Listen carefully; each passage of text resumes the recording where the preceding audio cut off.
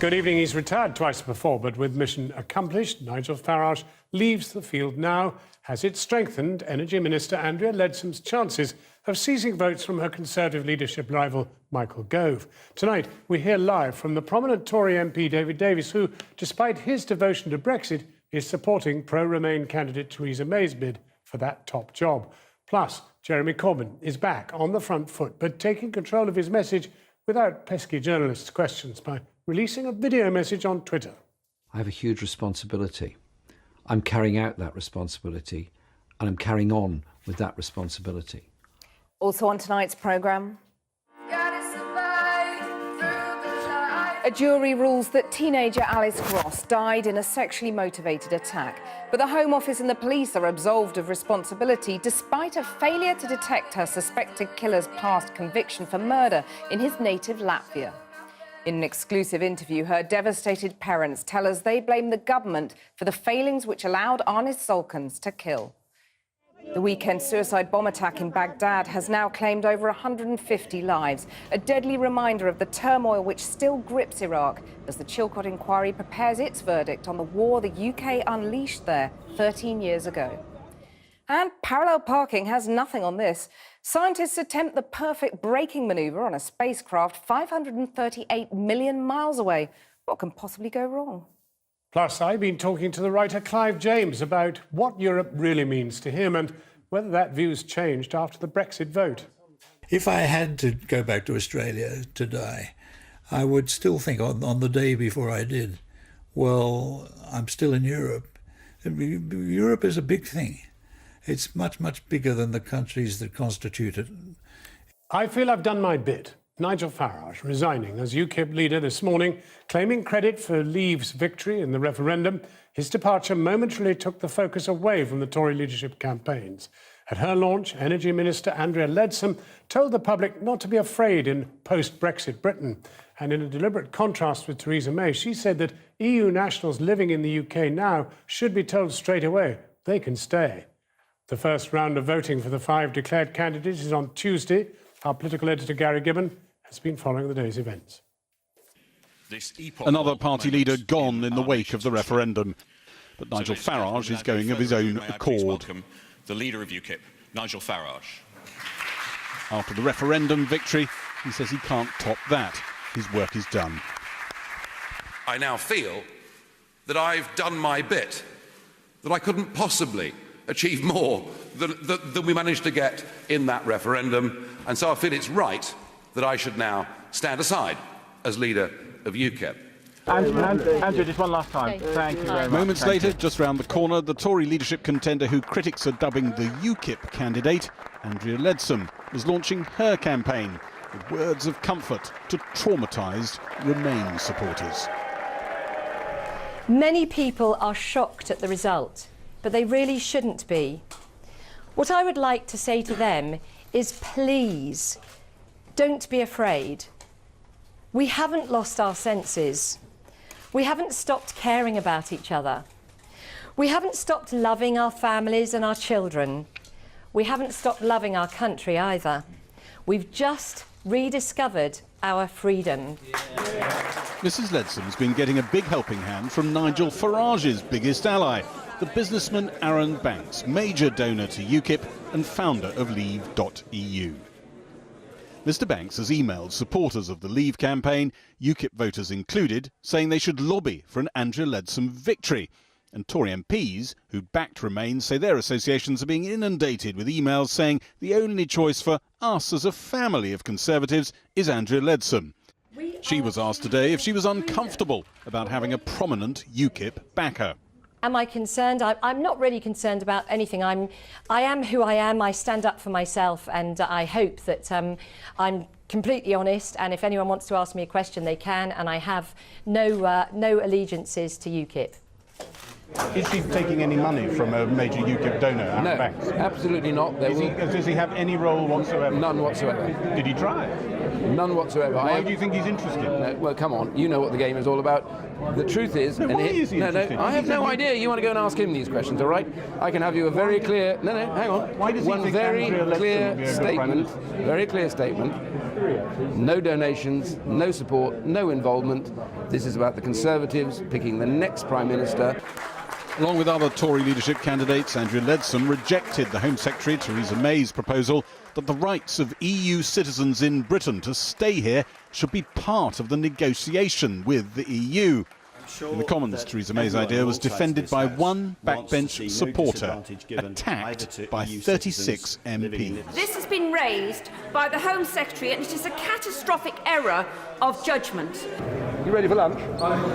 UKIP will now start a leadership election. Nigel Farage believes the party political landscape could look very different for all parties in just a couple of years' time. He believes his campaigning on immigration won the referendum, turning out poorer voters who don't normally make it to the polling station. The official Leave campaign tried to keep Nigel Farage off the television for fear he'd alienate the middle-class supporters their Tories lured to leave. But it was his electoral success, leading UKIP, that panicked David Cameron into holding a referendum. And history will judge him as the leader of a smaller party who packed an historic punch. Gary joins us live now from Westminster. Gary, with your ear to those closed doors, what's going on in the hustings? Yes, the first hustings has just finished, Tory MPs with all the candidates in front of them. I didn't get the impression, talking to some Tory MPs who were in the room, that it was an absolute game changer. I think if anybody comes out with a sense of their destiny slightly altered, it probably is Michael Gove. A number of MPs came back after meeting the activists over the weekend, saying the activists weren't terribly impressed by the way in which Michael Gove launched his campaign. And I get the impression, and even listening at the door, you could tell lower levels of applause for him. One MP who was holding up a sort of Eurovision-style scorecard as people were speaking inside gave him a 6 and the others 8s and 9s. There's a survey out tonight of Tory members, self-selecting, very important to emphasise, which puts Andrea Leadsom and Theresa May more or less level pegging. I think we've found in the past that this particular survey tends to be a little bit skewed towards the more ardent, the more zealous amongst Tories. So I suspect Andrea Leadsom doesn't have support quite in that margin, but it's probably looking at the moment as though she could be the runner-up when we've gone through all the rounds in the House of MPs. Farage gone. What of UKIP after Farage? It all depends who wins the Tory leadership contest and what sort of government that happens here, I think, to an extent. They could go for a, as they might see it, a sellout Tory leader. They're already talking of Theresa May like that, and Nigel Farage talks about the narrative of betrayal. Or if there was a Tory government that was very much in their mould, they might start going, renaming, rebranding, and going for Labour big time. Gary Gibbon in Westminster. Well, we're joined now by David Davis MP. He backs Theresa May in the Conservative leadership contest. What's wrong with Andrea Leadsom? Wouldn't she be the natural David Davis candidate? It isn't a question of what's wrong. I mean, she's new, she's inexperienced, not been in the cabinet at all, been a minister for a couple of years. So this is going to be a really important time, hugely important negotiation about to happen. And Theresa May's been actually in the most dangerous, if you like, of political jobs for the last 6 years, a holder of the office of Home Secretary. And so I think she'll do a very good job of negotiating and deliver what we need. Can I ask you a cheap question? Is this whatever David Davis bidding for a comeback as a good Brexitite in the cabinet just what she'll need, or is it man of principle stands up and says she's the woman? I hardly think it's a bid for a comeback. Not many people have voluntarily given up their career. I have, and it's not a bid for a comeback. But you know, she is a very, very capable performer. She's a safe pair of hands. But most importantly, she accepts the mandate of the British people, that Brexit has got to happen. And indeed, when I spoke to her, I said to her, when she spontaneously told me that she saw that control of immigration was one of the most important things. Well, there are 400,000 French in Britain at the moment. There are 200,000 Italians. And they're very anxious, really, as to whether they're going to be able to stay. And Mrs May is unable to give them any guarantee, whereas, or in terms of actually saying they can stay. Mrs Leadsom has been absolutely straightforward. The whole lot can stay. Well, with greatest respect to Mrs. Leadsom, this demonstrates the difference in experience at negotiating. What Mrs. May is saying, what Theresa May Well, you don't is want to saying, negotiate with the French population in Britain, do you? Wait a minute. No. What's been said, and lots of things are being thrown around the chamber. You carried a bit of it earlier. Oh, holding people as bargaining chips. Actually, the way to avoid holding people as bargaining chips is to do the whole thing together. Brits abroad, EU citizens here, and actually give them all rights. That's what I want to see, all of them given rights, but do it together, and then nobody gets picked off. You don't get bargaining chips used as the term was offered. But then Mrs. May could have said, I want to give everybody rights, but I want to do it in one go. Not a bit. She said, I really cannot guarantee that. No, she can't. She doesn't guarantee anything before going to a negotiation. This is a huge negotiation we're talking about. And what say does Europe have over us saying we want to keep our EU citizens here? The aims are very clear. We'll deal with everything together. I mean, we've got to make sure as well that we are looking after our own people abroad, and there's over 1 million of those. So it's a very, very large numbers, and we do it responsibly. We do it sensibly. You'll see this through this leadership battle. You see it in all leadership battles.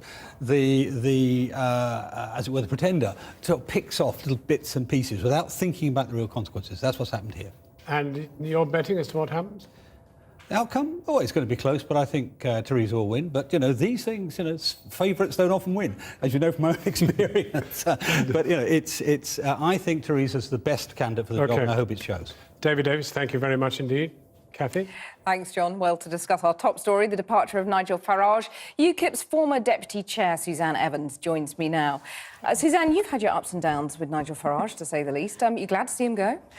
Well, my ups and downs with Nigel Farage have been really of Nigel's making. I think history will judge Nigel Farage very kindly, much kinder than some of his critics have over this recent referendum campaign.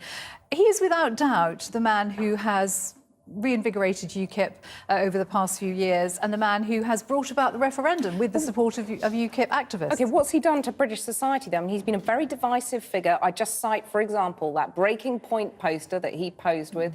Very controversial. Could that perhaps be partly to blame for this rise in racial hate crime incidents that the police say they're now seeing? That poster, I wouldn't have published that poster, not a chance. I thought it was divisive, yes. But that's not all that Nigel Farage has done. I think there are ways in which he could have campaigned slightly differently. But I don't think, let's not take away from him the fact that he was instrumental in getting this referendum and getting that mandate for the British people to actually leave the European Union. Would you accept that he stoked tensions over immigration, though? Not deliberately. No, absolutely not. Inadvertently? If tensions were stoked inadvertently, that's fine, but I don't believe he did that deliberately for a moment, no. But that's having a terrible impact on society, isn't it? Look, the fact is, Kathy, 70% of the country are concerned about immigration. 60% of those are 60% of ethnic minority voters are concerned about immigration themselves. I think, actually, it's something that has to be taken seriously. And the fact is, the main political parties did not take it seriously for a very long time. And that, in itself, stoked tensions. You have to debate these issues, but beyond that, you have to act on them as well. The fact they haven't been acted on has caused trouble. Let's cut to the chase then. Can you persuade party bosses to overturn your suspension? You're currently suspended from UKIP, and run for leader yourself. I don't know. I've always said if Nigel Farage stood down, then I would very much like to run as leader of UKIP, and I certainly hope that's possible. I am suspended at the moment. I spoke out against homophobia being displayed by one particular party member and was suspended for 6 months. I think that now Nigel has gone, and I gather the chairman has gone as well, then I think we've got new people at the top, and I think my suspension should be looked at again. And if it's not, I mean, there's a lot of UKIPers backing Andrea Leadsom for the Tory leadership. Would you perhaps defect to the Tories? Is that possible? If Andrea Leadsom becomes Prime Minister, then I think it would be very important to have a leader of UKIP who can be part of a cross-party team to make sure that we actually do leave the European Union. Would you mean you're eyeing a seat in government now? No, not at all. Absolutely not. I'm saying, as leader of UKIP, I think I was part of the Vote Leave, the official Vote Leave campaign, which operated on a cross-party basis. And I think we need a new leader of UKIP who can continue in that vein to work collaboratively to make sure that we do get out. Suzanne Evans, thank you very much for joining us. John.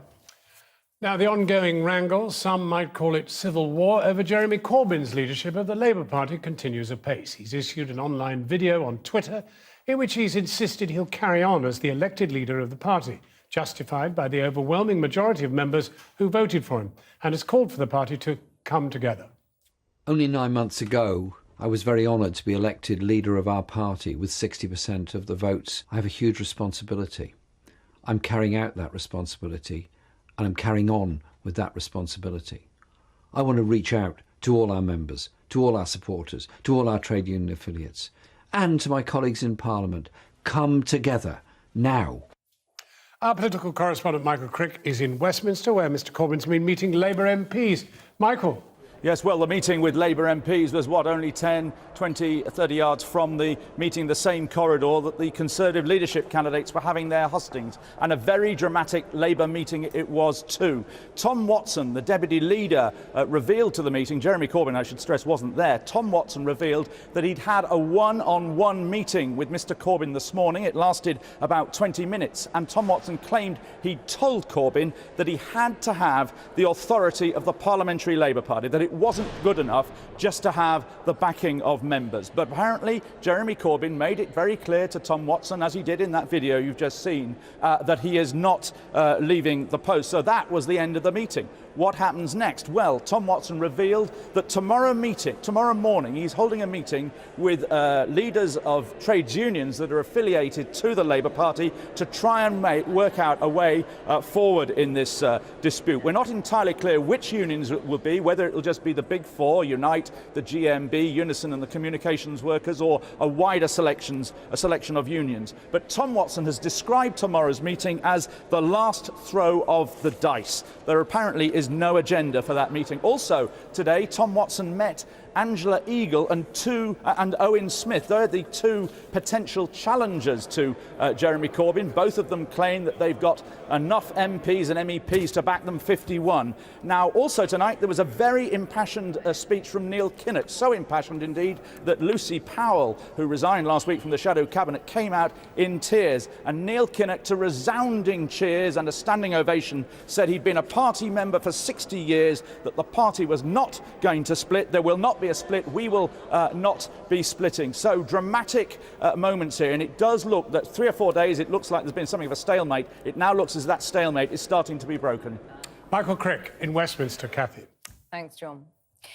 Now, the inquest into the death of the schoolgirl Alice Gross has found she was unlawfully killed in a sexually motivated attack. The 14-year-old is believed to have been murdered in 2014 by a Latvian builder, Arnis Zalkans. He'd served a prison sentence for murdering his wife in his native country, yet crucial checks which might have alerted police in this country to his past were never made. We'll be hearing from Alice's family in a moment, but first, this report from Fatima Manji.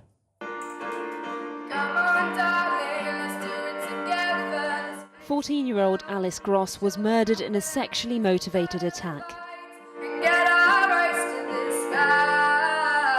More than 2 years on, a jury today found she was unlawfully killed. Her parents secured this inquest to find out what authorities should have known about her murderer. I still find it almost impossible to believe that our lovely daughter has been so brutally taken from us. I miss her every moment of every day.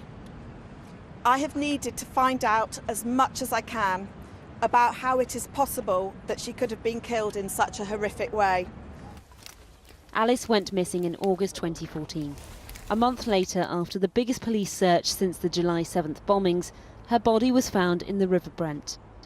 The man believed to have killed her was 41-year-old Arnis Zalkans from Latvia.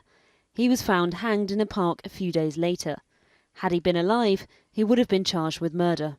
Zalkans first came to the UK in 2007, having already served a prison sentence in Latvia for killing his wife. In 2009, here in London, he was held by police for sexually assaulting a teenager. But his conviction for murder wasn't uncovered, and Alice's family say they were stunned he wasn't being monitored by authorities. The coroner has said she will make recommendations to the Home Office over checks on foreign nationals. But she instructed the jury that there was no evidence to support the idea that action or inaction by the Home Office or the police could have contributed to Alice's death. Life is broken and cold without her. Regardless of whether legal responsibility can be attributed to the state for Alice's death, I believe the state failed Alice and our family. The Met Police say it is now policy to check offending history when a foreign national is arrested. Alice's family are calling for further reform in how information is exchanged about high-risk offenders across Europe. But they stress they are in favour of freedom of movement and the EU. We ask in the strongest terms that our position not be misunderstood or abused in order to support an anti-immigrant position with which we profoundly disagree, particularly in the current political climate. Their hope is that no other family should have to suffer like they did. Fatima Manji reporting there. Well, after their statement, Alice's parents came and spoke to us. I started by asking what was their view about checks that could have been made but weren't. They definitely could have been done. We were told it wasn't normal practice to do it, which was quite shocking.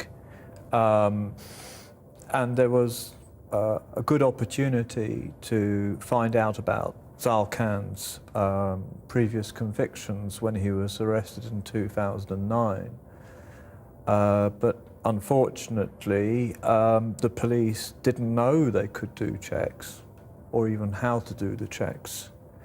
That has all changed now, that they can check databases. But one of the problems is it's a reactive process. That means that somebody has to be arrested, first of all, in order for them to have their records checked.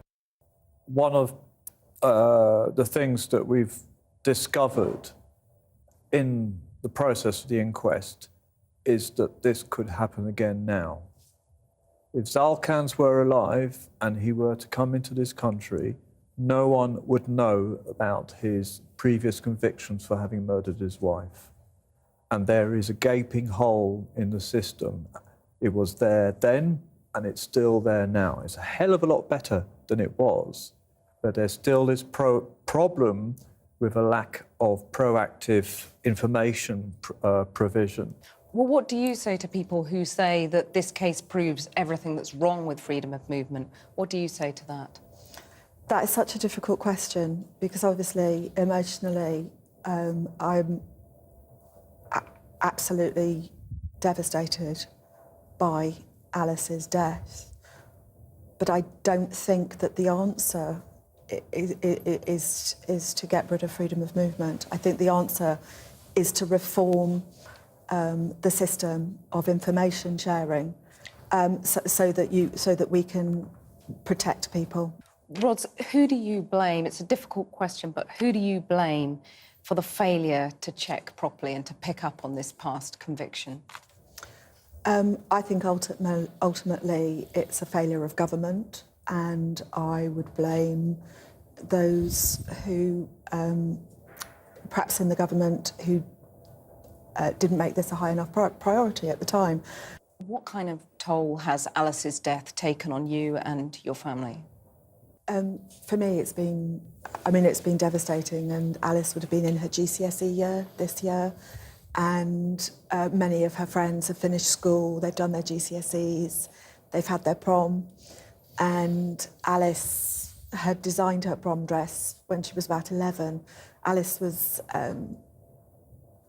she was a very sort of funny, quirky, loyal, but also an incredibly fashionable sort of girl. And, you know, she'd been thinking and talking about the prom dress. So she'd done sort of photoshops of her face with various prom outfits. And it's absolutely devastating to realise that all of those, all of that possibility and all of those futures just being torn away from her and from us.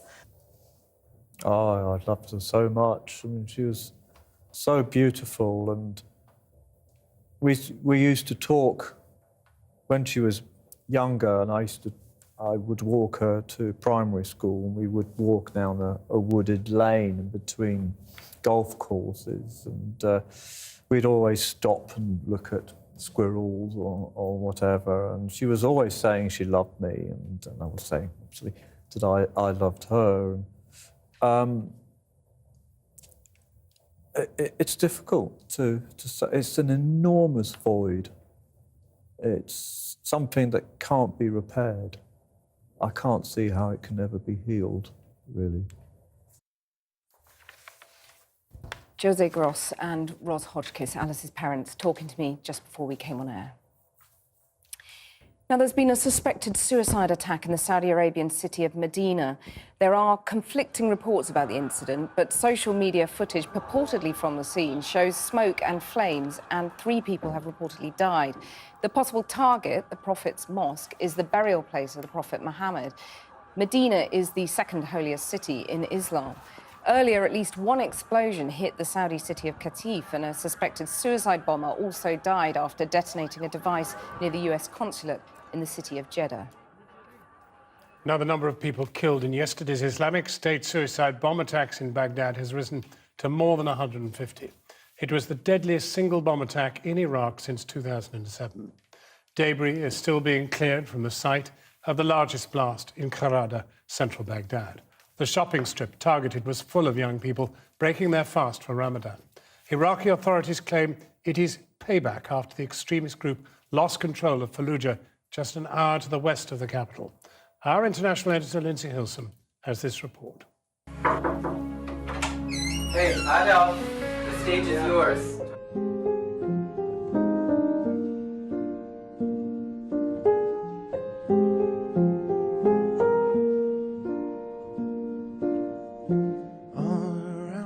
At first, he danced in secret for fear of the extremists. Then he became famous in Iraq and beyond. On Sunday, Adil Faraj was murdered. He was killed alongside more than 150 other Iraqis in the most deadly bomb attack Islamic State has ever staged. Not targeted for his dancing, just a random victim of Islamic State terror. This morning, Iraqis gathered, bereaved and shocked. The smell of death was overwhelming. IS had attacked the city's busiest street at night, when Iraqis observing Ramadan go out to eat and shop. May God punish those who were responsible for such a bombing.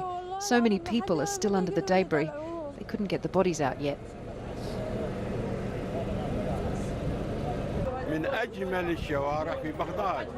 This street is one of the most beautiful in Baghdad. It's like the Champs-Élysées in France.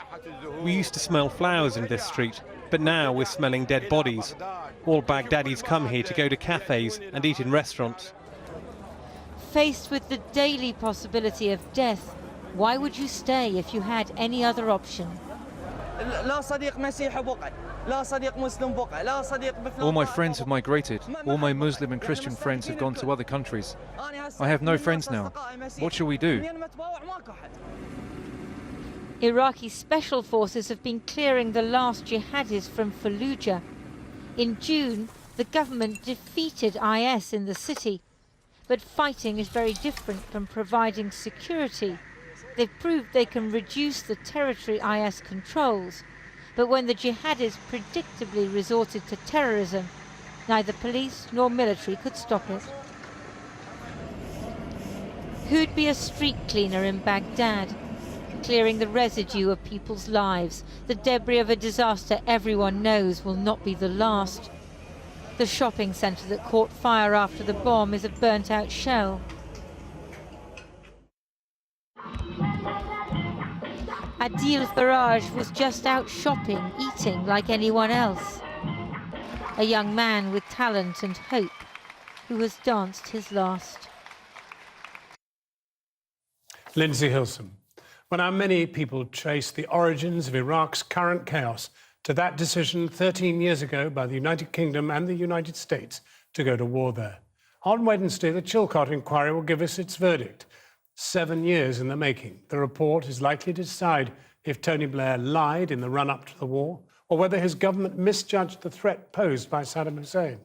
Our Foreign Affairs correspondent Jonathan Rugman has been looking at Britain's biggest intelligence failure in decades.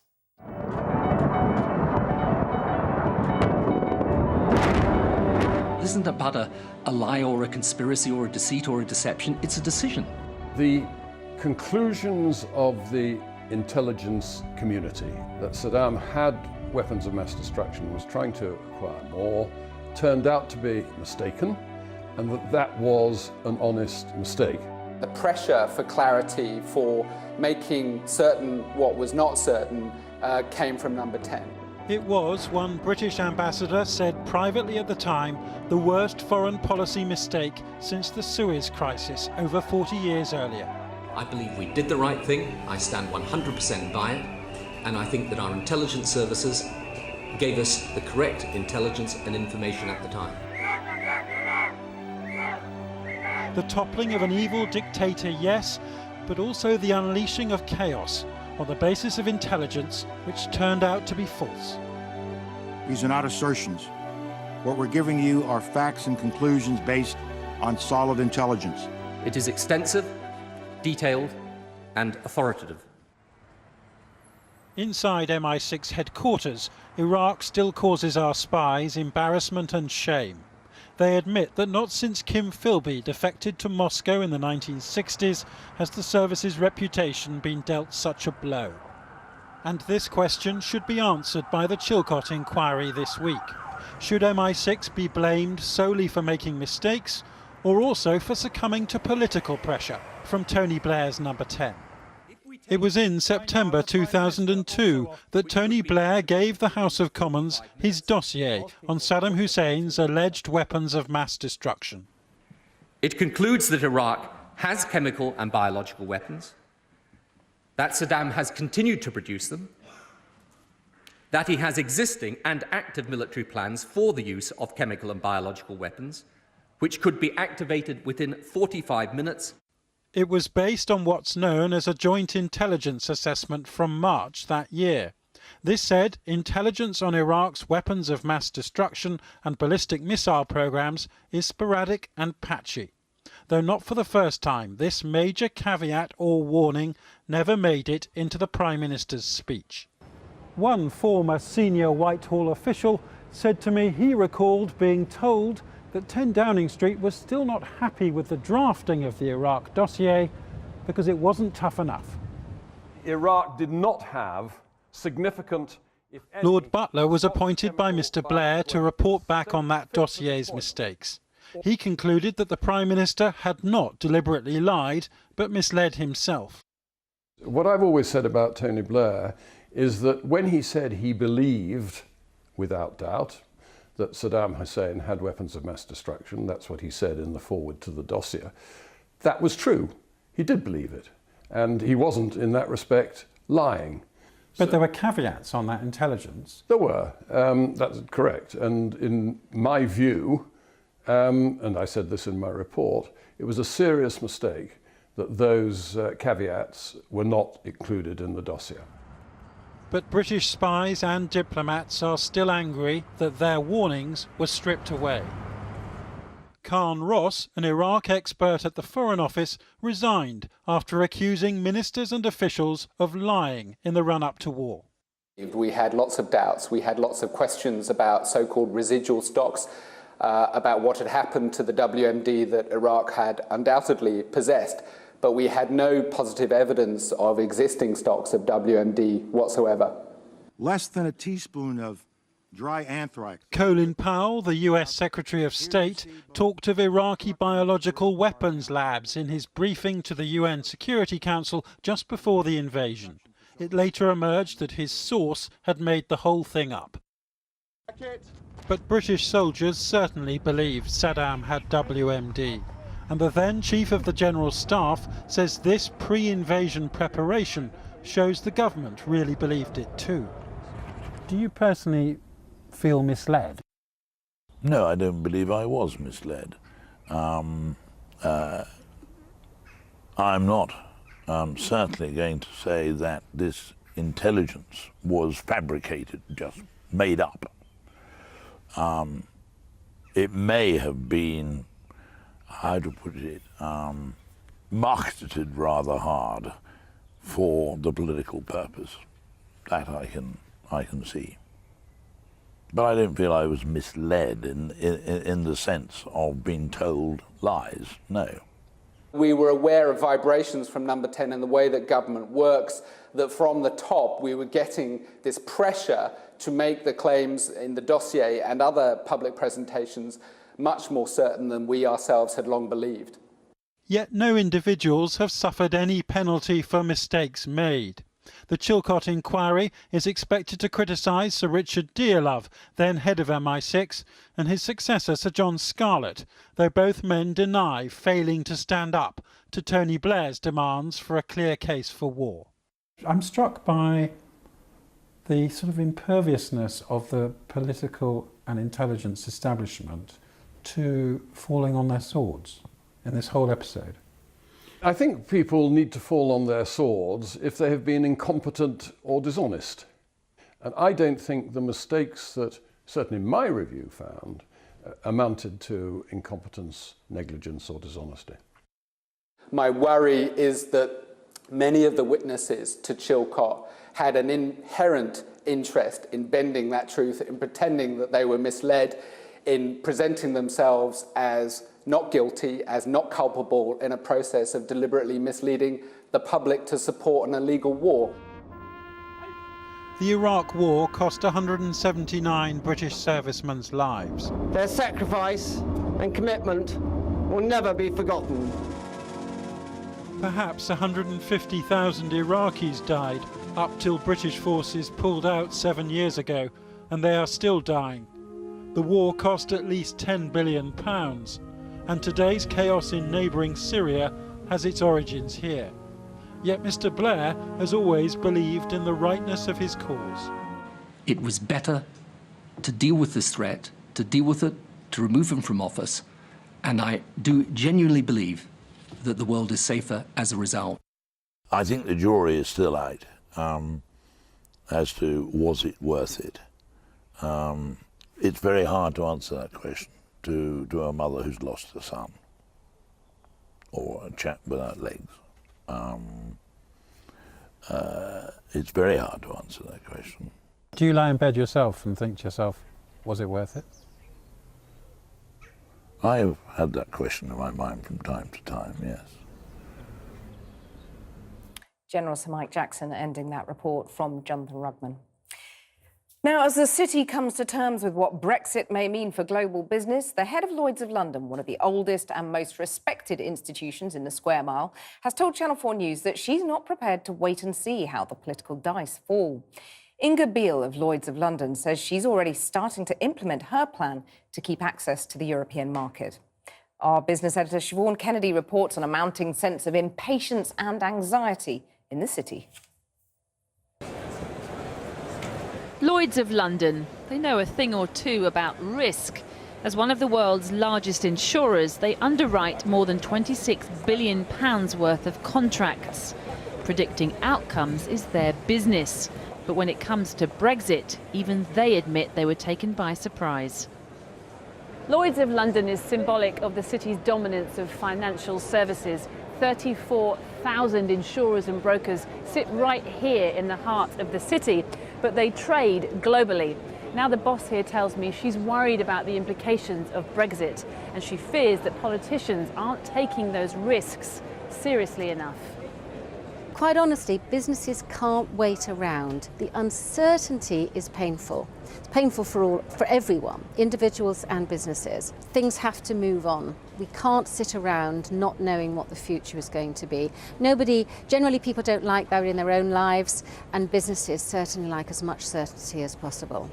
She's putting a brave face on it, but uncertainty is taking its toll. New construction figures show the sector contracted in June to the worst level in 7 years, and that was before Britain voted to leave the EU. Post-Brexit, with so many things up in the air, it's only likely to get more precarious. George Osborne tried to steady the nerves, announcing yet another cut in corporation tax today in a bid to attract firms who might now be looking for the exit. In my view, the strongest signal we could send the world that Britain, after this referendum, is open to the world and ready to do business would be to cut corporation tax still further. We should aim for a rate of 15% and preferably lower. That's all well and good, but well-established businesses like Lloyds also want answers. The key question, whether or not they can continue to use so-called passporting for doing business in the EU. Right now, because Lloyds of London is regulated by UK authorities, it has a passport allowing it to write £800 million worth of insurance across Europe. For a French airport, for example, a German shopping centre or a gas pipeline from Russia. But if it loses that arrangement, Lloyds faces having to painfully negotiate 27 separate passports with all the countries that remain inside the EU to continue to underwrite business there. But in the absence of concrete decisions, bosses like Inga Beale are negotiating for themselves. We will do our utmost not to lose it. If we can't get the passporting right, we may have to set up offices, branch offices, and have a network that's much bigger than it currently is throughout the rest of Europe. Or is that something that you're actively working through those scenarios now? We've got our plan and we're already starting to implement it. In other words, we're taking action. We're not going to wait. Like the brokers here, the bosses of Britain's biggest banks will also want more answers when they meet with the Chancellor tomorrow. But he may not have any. Siobhan Kennedy there. Well, one of the front runners to become the next French president, Alain Juppé, happened to be in London today. He warned that after Brexit, border controls in Calais could be moved back to British soil. I think we have to review those agreements because as they've been signed 6 years ago, they are not acceptable anymore. It's not acceptable to have in France a border control with people remaining in France. So I am in favour of new discussion about this treaty. Well, it's been claimed that some voters backed Leave over dissatisfaction with their employment chances and immigration levels. However, there were many other areas of the country that are affluent and who also voted Leave. We've been to Wiltshire to listen to the residents of Broad Chalk about what motivated their decision. South West Wiltshire, it's a conservative with a small c and probably a capital C part of the country. Very lovely, very rural. A lot of shooting, fair whack of money out here. Generally, the village is there's something magic about it. Political views, I tend to keep myself to myself on that. It's like they say, a lot of people are split in families, where one says yes and one says no.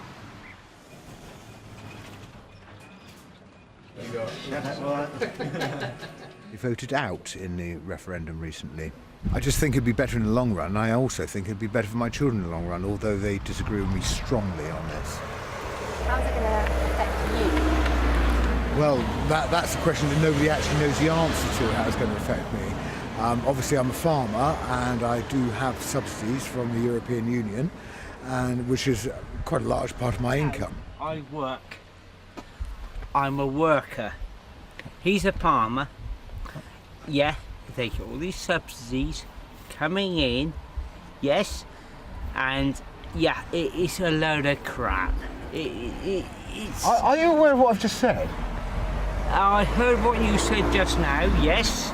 And I'm thinking, Duncan, yes, you're on about this, you're on about that, and it's a load of crap. I voted to stay in. Yeah, well, everyone's entitled. That's a democracy, isn't it? Yeah, it's democracy. Exactly. I see their reaction, all those people who voted to leave, who are outside the southeast bubble, I see them as recognising the symptoms of an underlying illness, and that is the structure of the European Union. I don't think that big is beautiful. I can't see how people react well to top-down dictatorship. Coffee, please. Cafetiere. A cafetiere with hot or cold milk? Oh, no milk. No milk at all? No milk. I'm just a retired housewife, really. A lovely family, and I know that they've all voted to stay, and I was so undecided. In the end, I just said, no, I will vote to leave. Well, I think one of the main things was Turkey. I didn't want Turkey to join, definitely. I had a holiday there and I just felt that things were going the wrong direction there completely. And so that was one of the main reasons I...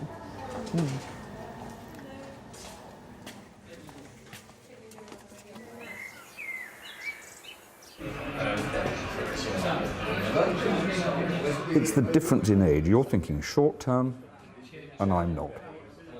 Because the short term is not going to change anything greatly.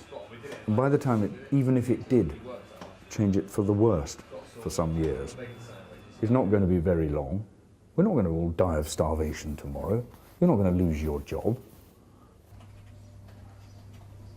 It won't affect our relationship or our sharing of the office. But I never once voted to leave for anyone concerned, worried about anyone in your position, and didn't think of that either, to be fair.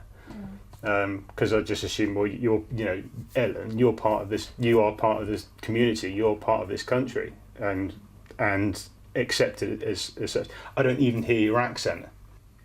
I know you didn't think about that, but at the end of the day, I'm one of those immigrants, and that's how I feel now. So it's not about anti-immigration or anything of the sort. I just think there needs to be a level of control, in terms of what the country is doing, and I don't think we have that at the moment. I didn't think I would feel so strong. No, absolutely, no. About now, well, it's like I'm more aware. I'm from Europe now. Not from living in from England. the UK. I'm a foreigner here now. Yeah. Which is. I think I have to work out in the outside office now, but.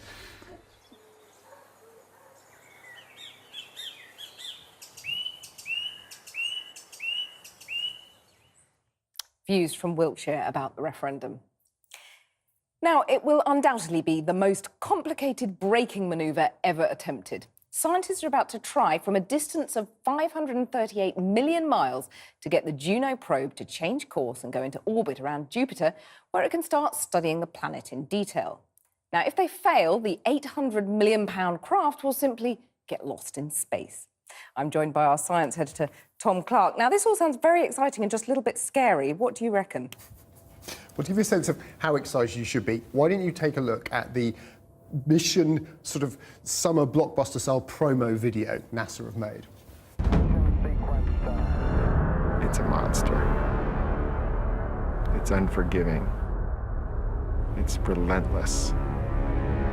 It's spinning around so fast, its gravity is like a giant slingshot, slinging rocks, dust, electrons, whole comets. Anything that gets close to it becomes... But actually, for space scientists, and I have to admit, for people like me, this is really quite exciting. Jupiter is the daddy of all planets in the solar system. Its red spot, I thought we had a picture of it, but we don't. The red spot on Jupiter, twice the diameter of Earth. It's huge, it has so much to teach us about solar system origins, but it's harsh, difficult to study, intense radiation fields and debris fields, and that makes Juno a very exciting mission. It's the biggest, fastest, built like a titanium tank to survive that environment. So there are some very nervous scientists at NASA this evening. And why? The team, as you would imagine, is incredibly excited with anticipation, mixed with the incredible tension of the reality of what we face. I can assure you that every technical aspect of human ingenuity has gone into this to figure out how we can conquer Jupiter today. Well, complicated, yes, but dangerous too? That's right. At 4:18 our time this morning, 500 million miles away, they have to hit this orbital burn at just the right moment to slow the spacecraft down. It's just as it enters that radiation field, which could fry the engine and stop it. If that happens, it's game over. And even if it does survive, it's got to do this kind of scientific smash and grab procedure, these looping orbits into the, you can see it there, into the sort of surface of Jupiter and then out back into space. But if it pulls it off, it will teach us what's on the inside of this gassy planet, revealing some of those secrets for the first time, we hope, and some of the best photos of Jupiter too. It will indeed. Tom, thanks very much. After the break, novelist, poet, broadcaster and raconteur Clive James on Britain, Brexit and Europe.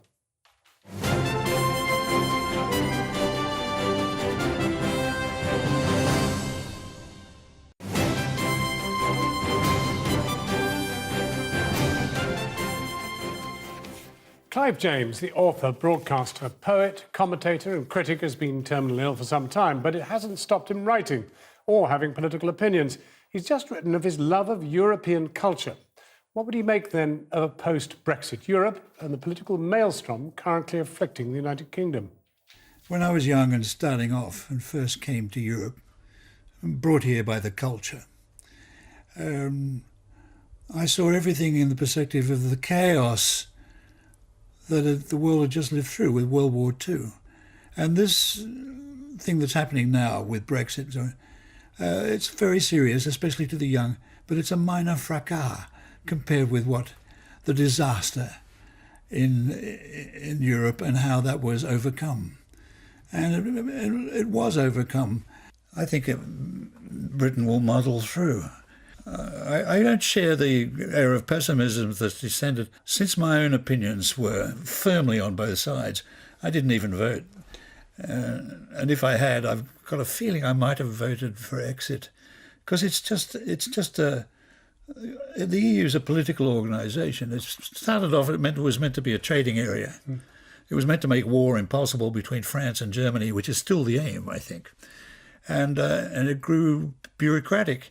And I think it's generally perceived to be bureaucratic. Did you see, in your article, you talk about the joy of the culture in Europe, the paintings, the music, the sculpture. More than that, I talk about the inevitability of being in Europe. It's not something you can leave. You're in it. It's a mental event. You're in Europe whether you like it or not. You're in Europe, but you don't mind not being of Europe. No, I don't mind. In crude terms, I'm in favour of Polish plumbers, and I also want to retain the possibility that any Polish plumber who qualifies can turn himself into Joseph Conrad. So in that case, stay. On the other hand, I'm for a controlled border, and so in that case, go. Now, of course, all this has happened against the background, indeed, of an Australian election. What do you make of Britain's posh politics? These Etonians, well, beating each other and verbally assassinating each other. Yes, I don't mind if they verbally assassinate each other or assassinate each other any other way. But how many of them are up there now? There was Boris, of course, but Boris is sort of gone, isn't he? Is Theresa May? She didn't go to Eton, did she? No. I rather like Theresa May. Is Australian politics better for not having an Eton there? Well, some people think Malcolm Turnbull did go to Eton. They're wrong. But he behaves as if he had. In fact, sometimes he behaves as if he'd been in the Bullingdon Club. At the moment, Australian politics is in a real mess. Yeah, what you've got here is nothing besides what's going on in Australia. Well, I think we would say we were competing pretty hard. Oh, yes, I suppose so. But you're an optimist because you're a man who's had to confront death over the past few years. That's why I'm an optimist. Well, because you're still alive. Yes. Yes, it taught me a few things. Now, were you an optimist to begin with, though? Don't predict the future too confidently. I've always been optimistic about Europe since World War II, because World War II isn't happening. It damn near did. The price of a united Europe was a divided Germany, and that lasted a long time. That was a real case of needing the right passport and the right visa, getting into the East. And I've seen that come and I've seen it go. And I hope, if this is a crisis, I hope to see it go. In that far-off moment when you come towards the end of your days, would you want to end those days in Australia, your place of birth, or in Europe, your place of cultural love? If I had to go back to Australia to die, I would still think on the day before I did, well, I'm still in Europe. Europe is a big thing. It's much, much bigger than the countries that constitute it. It's a spirit, a mental achievement, and it's something that everyone wants to join. Thank you very much for talking to us. Clive James speaking to me earlier. Coming up next on Channel 4, Dispatches investigates if low pay had a part to play in the vote to leave the EU. But we're back tomorrow, 7 o'clock. That's Channel 4 News. Good evening. Good evening.